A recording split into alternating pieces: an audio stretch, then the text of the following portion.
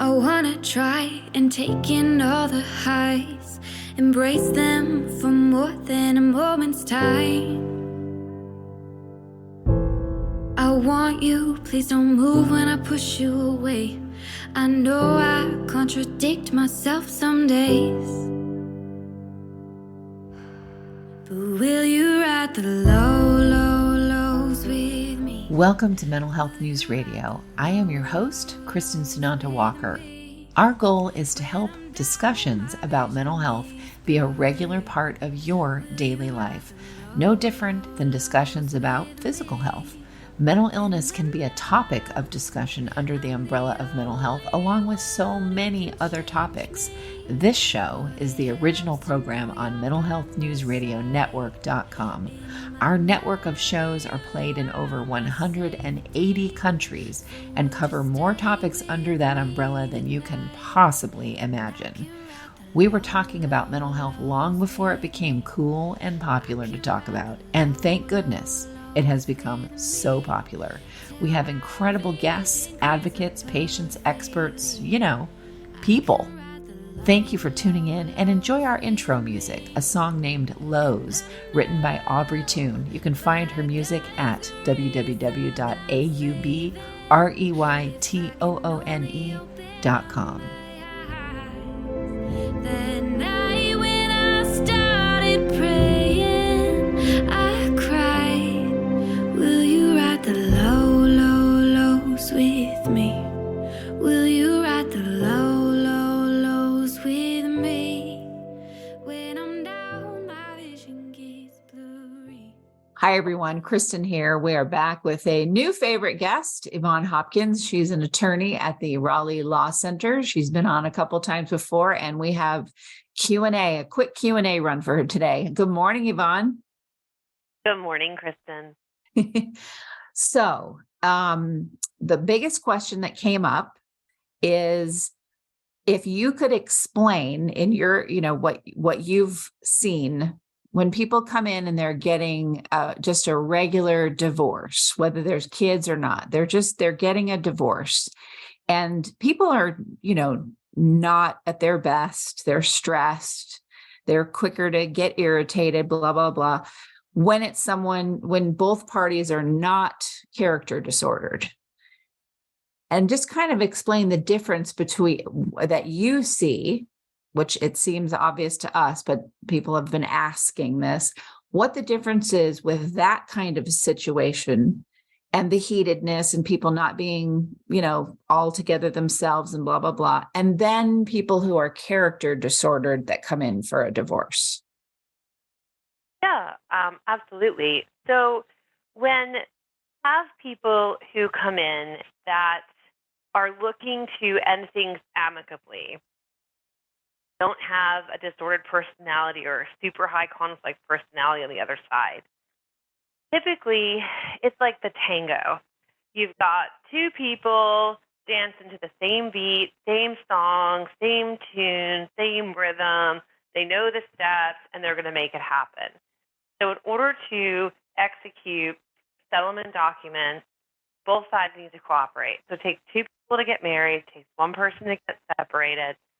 If both parties are cooperative, then the process is very streamlined and they're mature, they're making conscious decisions, they're honoring the other parent, they're being respectful, they're giving full financial disclosures, and there's no hide the ball, there's no vindictiveness, there's no revenge. It's much more transactional and much more reasonable and just common sense. Like, hey, we're going to give you everything you need. They may or may not accept legal advice. Look, I know I have an alimony claim, but I think I want to waive it. Or I know I could ask for 50-50 custody, but I really think that my spouse is a better primary parent. Or they may do things that you don't necessarily advise, but they know what they want. They've heard what you've had to say, and they are working together. Gwyneth Paltrow uses the word conscious uncoupling, right? Right. They're working together to consciously end this stage of their relationship but know that there are future stages for which they're going to need to engage. And they do the separation part in a very respectful, very open, very candid way. Okay, two people that there's still not any kind of a character disorder there, and it is heated and it is contentious in some ways. They're not at their best. They may try a few jabs here and there at each other, but eventually they come to some kind of conclusion. They get over their anger with each other through the process.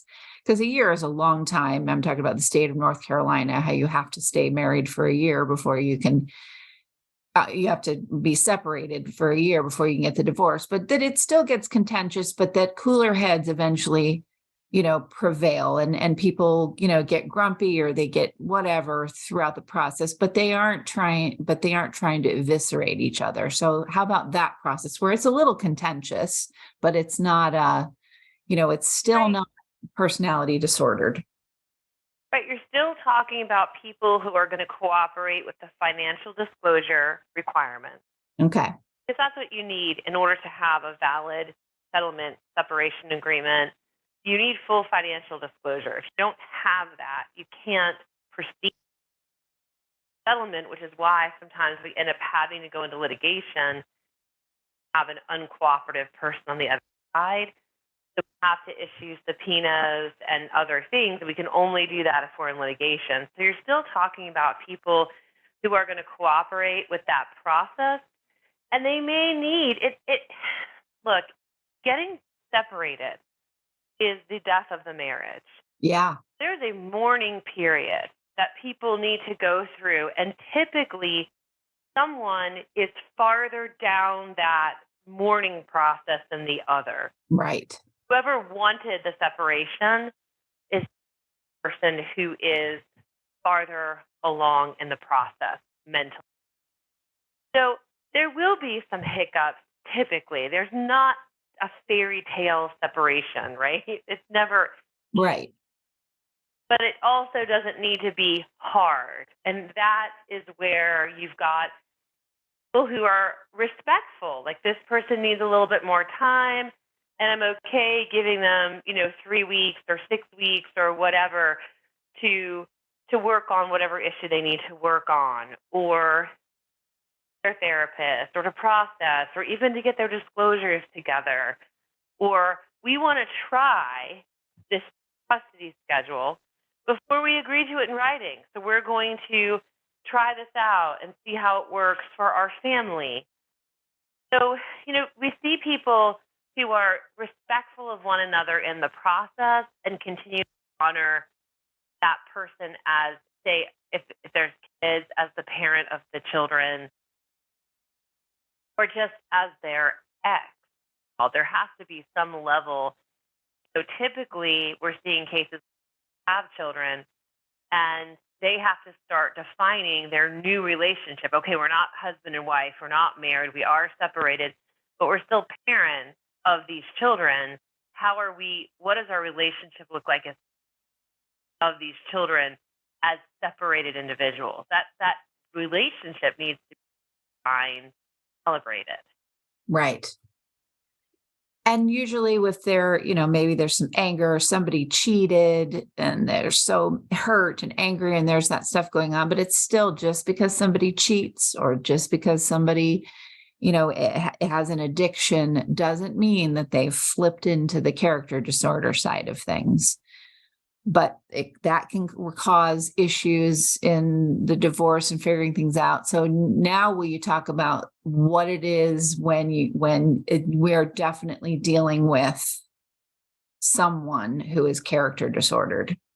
So yes, you're correct in that there could be some angry feelings about however the reasoning for the separation is, whether someone didn't want it, whether someone's feeling abandoned, whether someone felt cheated on or betrayed, and what have you. I think what's really important in those cases that people recognize and honor the other parent as the parent, not confuse their relationship with the person versus the relationship between the parent and child. Right. That they are Relationship between adults. spouses are one thing. Relationship between a parent and child is different. And I think we touched upon this about it when we talked about domestic violence, because a lot of times the victim of domestic violence is very concerned about the child becoming the victim. Right. That's very possible. It could occur, but it doesn't always occur. And it's very hard for the victim of domestic violence to think of the parent as a non-abuser towards the child. It's really important that we distinguish the relationships and say, perhaps this person is an abuser and has committed domestic violence against their spouse, but it doesn't necessarily mean that they'll also abuse their child. Right. And that's what I was talking about distinguishing relationships, not taking your own personal experience with someone, make the assumption that they are going to treat their child exactly how they treated you. Right. So going to your question, and I'm sorry I digressed for a minute. No. Going to your question about what do we do in a situation? How do we know it's a high conflict case, right? When it comes in the door, how do we know? So oftentimes we know it because there's been many attorneys involved for either one or both the parties. So typically a disordered person, when they don't like the outcome of their case, they fire their attorney and hire somebody new. Each time they feel like they've, quote, lost, they'll replace whoever the attorney was before. So that's sometimes a signal. The amount of litigation or the amount of motions filed also be a clue. And how would you say, I know that's a difference between the two, but let's say you're going along and you're going through this with someone, and some of the things that you've seen happen that have just kind of taken, aback, and they don't even have to be things that happen to you. They could be things to a colleague, but things where you went, whoa, okay, now I know exactly what I'm dealing with, because maybe it was so covert that that's why they were so good at what they did. Typically, I'll see that in correspondence with my office. So I'll know that someone's pretty disordered if I'm having a very reasonable conversation with their attorney, and then perhaps shortly thereafter, I'll get some kind of nastygram on behalf of the client or this new position, or perhaps it's not really the same track that we were talking on. Like, say we were talking about settlement, and it's a very aggressive, very assertive, almost bully type correspondence. I've also seen a lot of bullying behavior on behalf of either the pro se litigant, or they've allowed, they're wanting their attorney to kind of vote that kind of mentality. So you get very hateful emails, correspondence, perhaps even the attorney can get abusive on the phone if I'm talking to them. I don't talk to pro se people on the phone, but I do talk to them. So there can be a lot of lashing out. And even clients can do it as well. They can be very quick to change positions, or very quick to tell you one thing, want you to take a certain course. And when that course of action doesn't work out, they're very quick to blame you, even though it was their idea, their course of action, how they wanted to see the case forward. So it's a lack of responsibility. Right.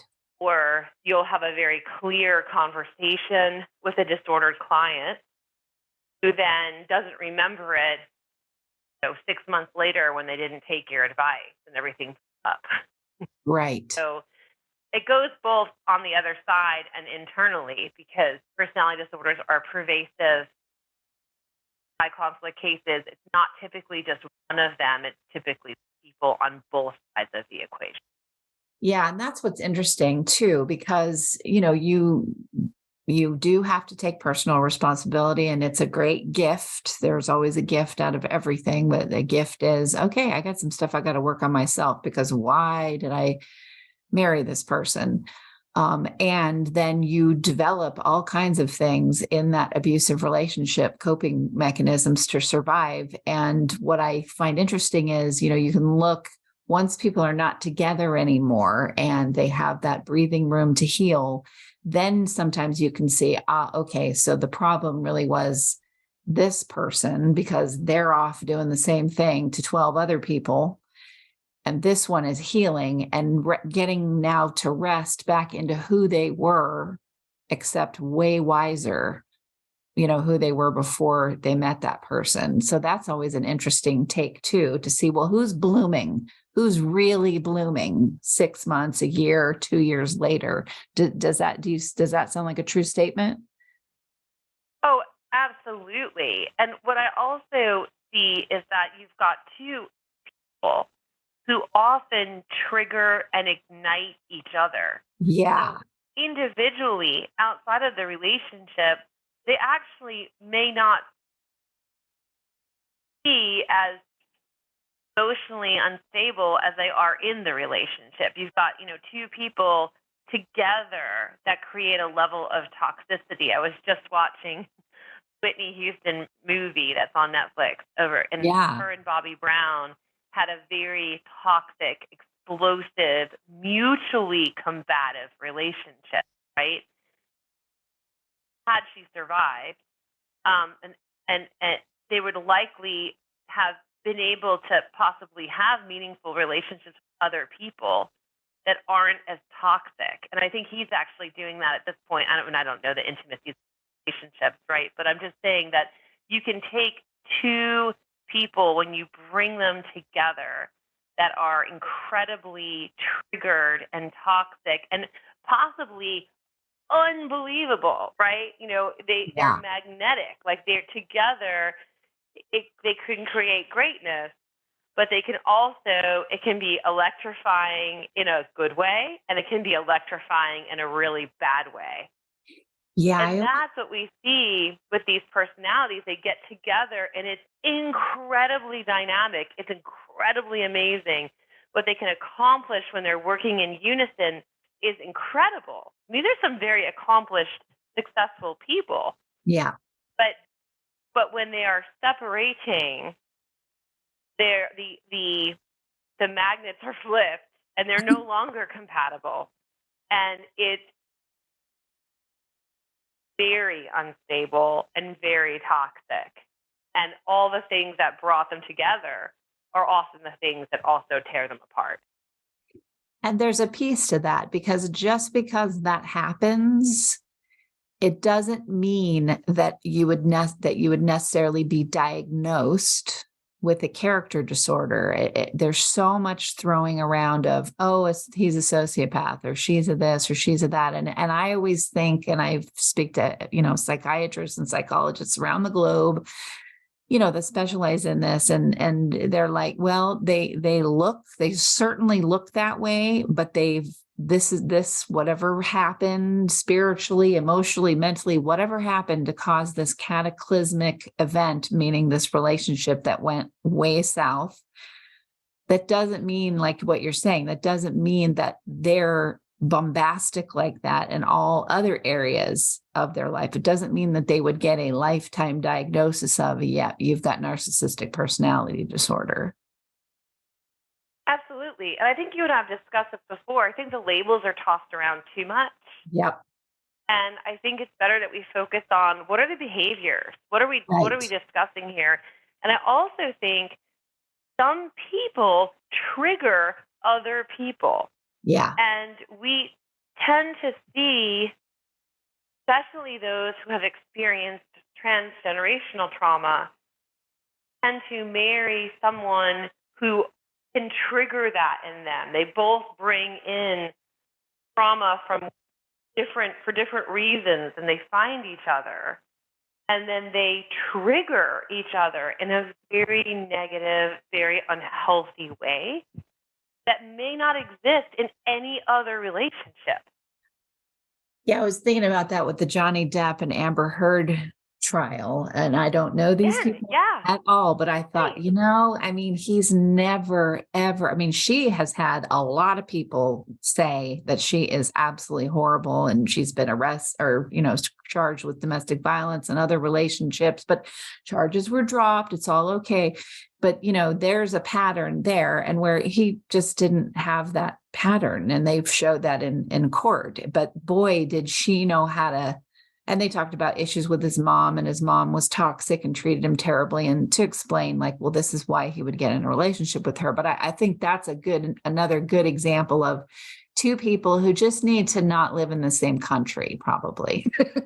Right. Right. But they were attracted to each other Yep. like moth to a flame. Yep. They sucked in like those magnets, right? They suck into each other. They attach, they commit. It's all amazing Yeah. until it's not. Exactly. And then it's really bad. Yeah. And I mean, I remember going to a therapist. It was the first person that I figured out what a personality disorder is. And I went to a therapist, and she said, you two you're polarizing. And what made me figure out, oh, this is what's going on, is that I started to look at, well, how's his relationship with other women in his life? And I saw a pattern of all of the women were behaving the same way I eventually came to with him. And I realized, this is just how he is.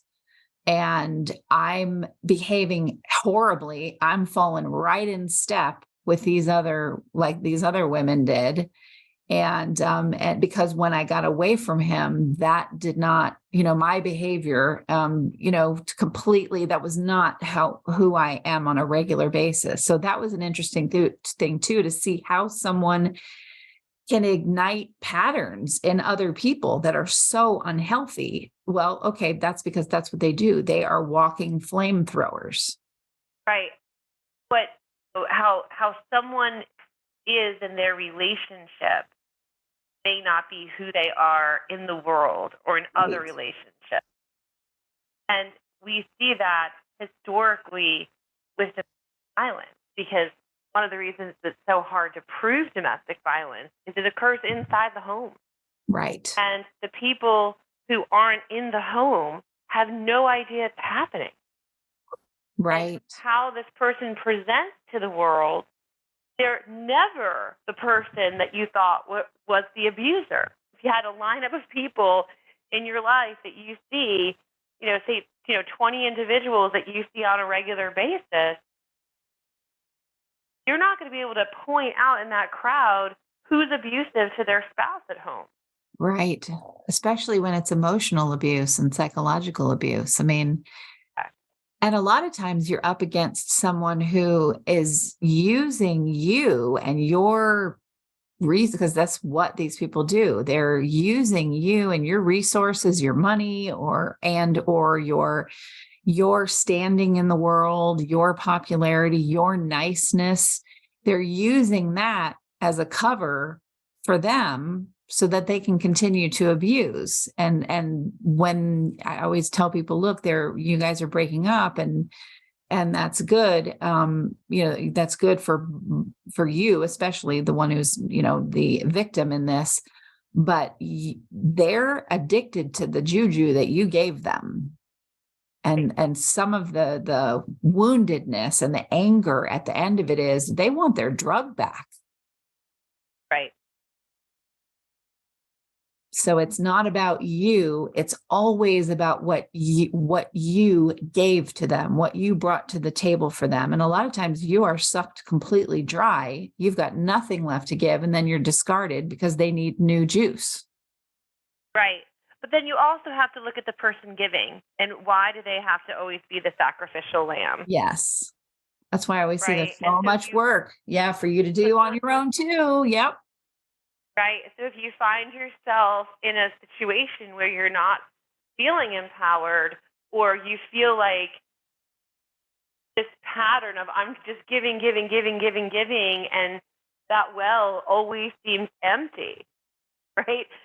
It's never full. No matter how much I give, that person's never satisfied. Yep. Maybe that's time for you to reassess and think, I think especially as women, we're always so quick to be, what can I do more? How can I be better? How can I please this person? I think that's ingrained in us as children. And I think that it's important for us to assess and say, wait a second, I keep giving to this relationship, but this well never fills. Why is that? Right, exactly. This isn't a pond that continually gets fed. This is, a dam that you are withholding.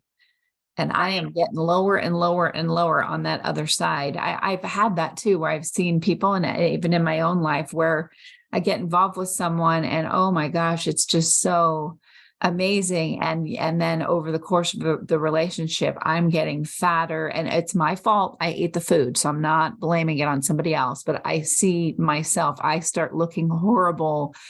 I'm drained. I'm depressed. And they're like the biggest rock star they've been in their life. And then when we're not in the relationship anymore, when I say, okay, I'm done, this is not healthy for me, I'm out, they get very angry because they were using what they got from me to ascend to this, whatever new place. And then they go back, and sometimes even worse, to that probably sounds really egotistical, but I've seen that for myself, but I've seen it with other people too, that person, because they can't do it on their own. They have to suck that energy off of other people. They don't know how to, whether it's the character disorder or learned behavior, they don't know how to create that self, their own self that can do things out of their own reserves. Does that make sense?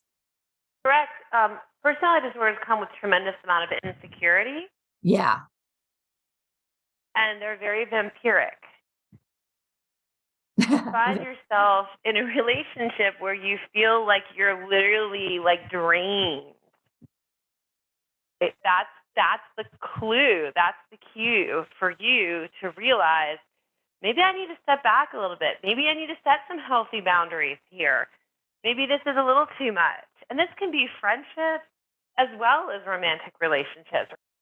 And, absolutely. Super hot, super powerful. They seem to kind of suck the air out of the room and the blood out of your body, right? It's not always so obvious. I'm using right.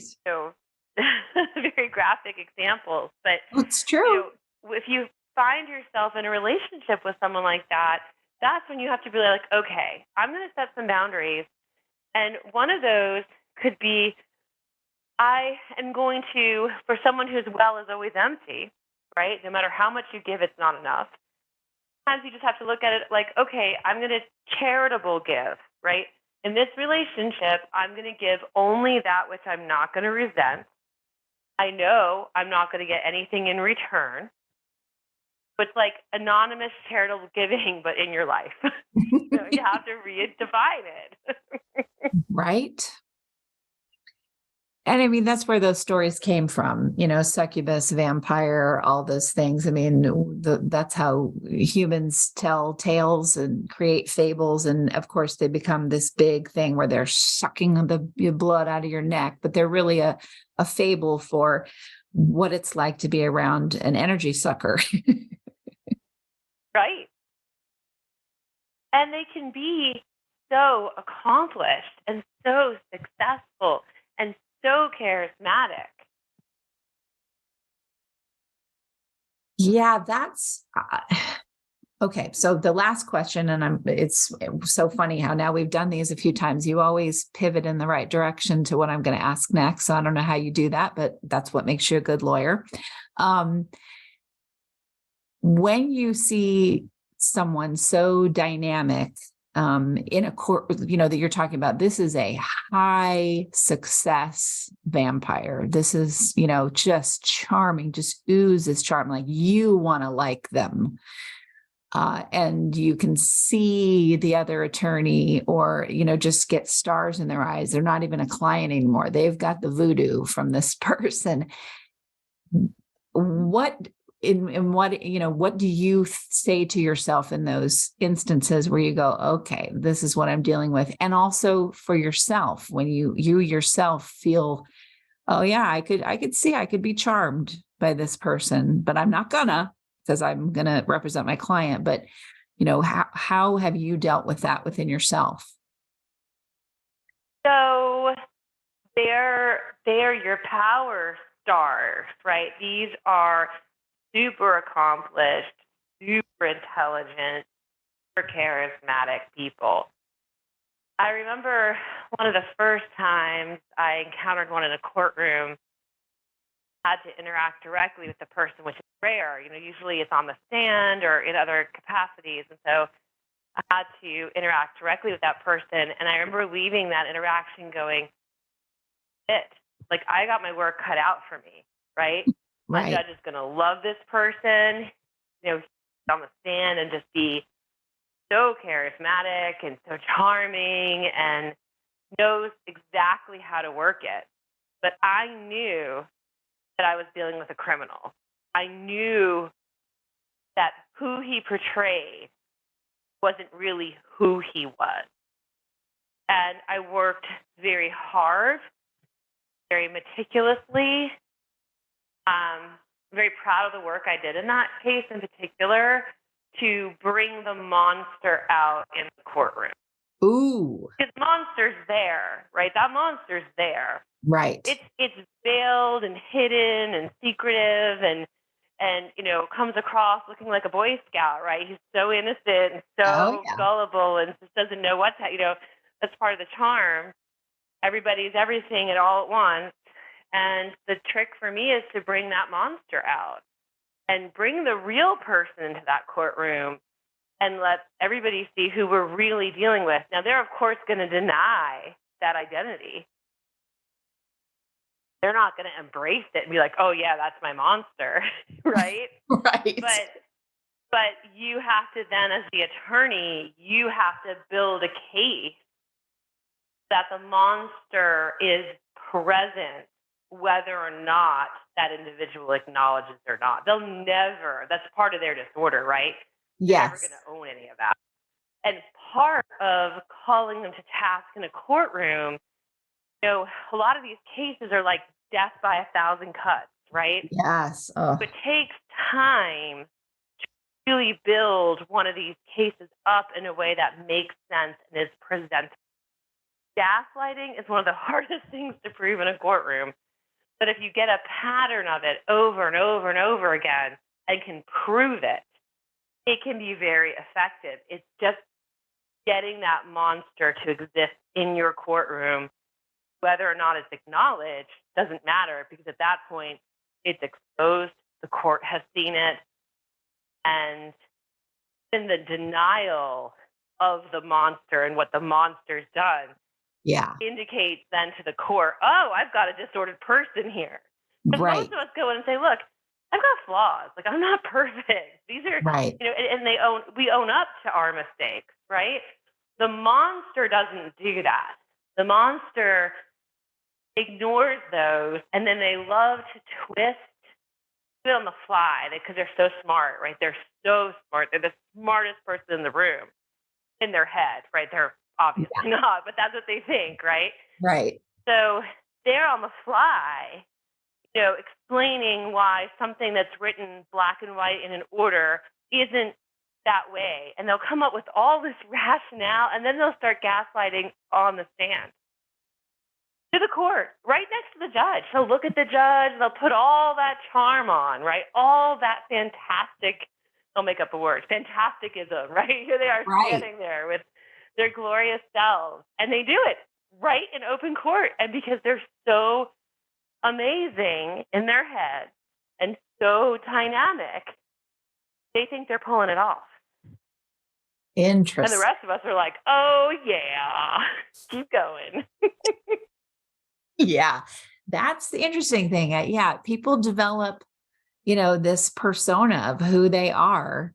And we all do that to a certain degree. Absolutely. That's just kind of comes with the game of being human. But when it's to that level where you are so far away from who you're presenting, that's when they're a problem. And when you see them unmasked, I'm sure that's what you're talking about. Well, do you just kind of sit there like the Cheshire cat? Oh, there it is. Oh, no. Internally, my whole body's doing like flips, right? Externally, I try to appear like I'm drinking the Kool-Aid, right? Because I want it to keep going. I want them to expose as much of that as possible so that the court can actually see how it is to interact with this person, how unreasonable they are.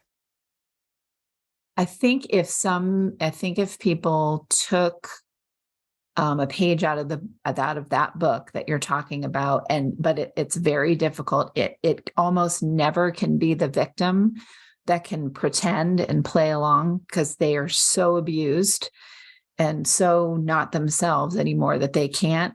I was able to do that in a situation where I played along and I couldn't, but it was on behalf of someone else. And so I could do that. I couldn't do that when it was me in the relationship and, the conflict was between me and the other person. I couldn't pretend, but I could do that in this other one. And it proved very useful because yes, then, they expose themselves because they think they have an ally in me. And every time they expose themselves, I'd go, okay, that one worked. So now we'll got to work on this next one. And it was really fascinating how you have to literally play a game in someone's world where nothing makes sense in order to get them to show who they really are. Right. I say it often. It's like clients come to me and they're so frustrated by the situation and they talk very rationally, very logically, and they're wanting to know why their ex isn't doing something totally logical or totally rational. And I was like, look, you have got to take off whatever lens, whatever film you're seeing the world with. And when you go to like those 3D movies and you put the 3D glasses on before the movie starts and everything's like all blurry and weird and you can't focus on anything, those are the glasses you need to wear. Those will make you see it better. Right. Stop trying to, yeah, exactly. There's so many things. See it through your own lens. Exactly. And that's part of the road to healing. I mean, I had a girlfriend who she is the sweetest, most calm, serene person you've ever met, unless she gets on the phone with her ex-husband and she doesn't become she doesn't become a horrible person. She just knows this guy's number and knows all about this kind of abuse because she's been through hell with this guy and they have kids together. And when he gets on the phone, she goes from, yes, thank you for coming. And that's really who she is. Okay, yes, I love you, blah, blah, blah. She turns into this. What time did you say you'd be there? I'm expecting you to be there at that time. Okay. No, we're not going to do that. No, we're not going to do that. Right. Because that's the only way to deal with this guy. Right. Fascinating. Well, Evonne, thank you. The reason I like the whole show really focused on that top question, because I just kept getting emails asking, but I want you to explain the difference. Probably, some of them were because I want to know, like, is that what I'm dealing with? Or is this person just behaving this way because of the divorce or blah, blah, blah? And, okay, well, we'll explain exactly what it looks like from an attorney that deals with this all the time when this is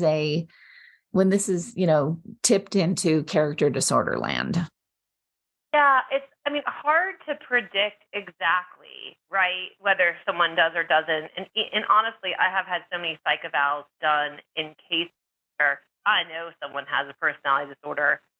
Psychological evaluation doesn't come out with any diagnosis or may hint, this person has tendencies of, histrionic personality disorder or borderline or narcissism or whatever. They just won't call it what it is. Right. And I know that they are. So it's impossible to predict exactly. But I I feel like if you feel like no matter what you're doing in your case, you're not able to get in sync on anything, then you have to start reconsidering who you're dealing with and how you're dealing with them. Get some other tools and resources. There are ways to manage high conflict person. Right. Right. Knowledge and some boundaries, personal boundaries, and personal work. Like, you have to stop being triggered by that person. That's your own deal. I know. And that's so hard. It's so hard, but the work is worth it, because then you carry this tool bag around that, you can use, because they are in the world. You're not going to not run into people like this again, especially if you've already gotten in with one of them. That means that you've got some issues that you need to work on, and another one can slip right on in if you aren't doing the work. And sometimes they slip right in when you are doing the work, and they become yet another opportunity for you to use some of those tools. Oh, I did it again. Okay, let me pull out the tool bag and create some new ones. Absolutely. And the odds of of a person being involved in a relationship with a disordered personality and then going out into the dating world and finding another disordered personality. So doing that work on yourself, realizing that other people don't control your feelings, don't control your emotions, don't control how you feel about yourself. Setting healthy boundaries that are just healthy, respected boundaries that you respect for yourself and that others respect as well. Absolutely. Well, Evonne, thank you again for coming back on the show to answer questions. Everyone, it's Evonne Hopkins with She's got a legal practice in Raleigh, North Carolina. Please email in questions, info@mhnrnetwork.com. Evonne, thank you so much for coming on again. Of course. Thanks for having me, Kristin. It's a pleasure. But will you ride the lows with me? Will you ride the lows with me? One thing you can always count on at Mental Health News Radio Network and my show is that there will always be dogs around. Why? They are natural healers, excellent for your mental health. The original therapy dog Miles has something to say in just a moment. For now, please check out all of our amazing shows at mentalhealthnewsradionetwork.com and all your favorite podcast apps. Until next time, I'm Kristin Sananta Walker, and thank you for listening. And I can ride the lows with me. I can ride the lows with me. Till my vision clears up perfectly. I can ride the lows with me. Good boy.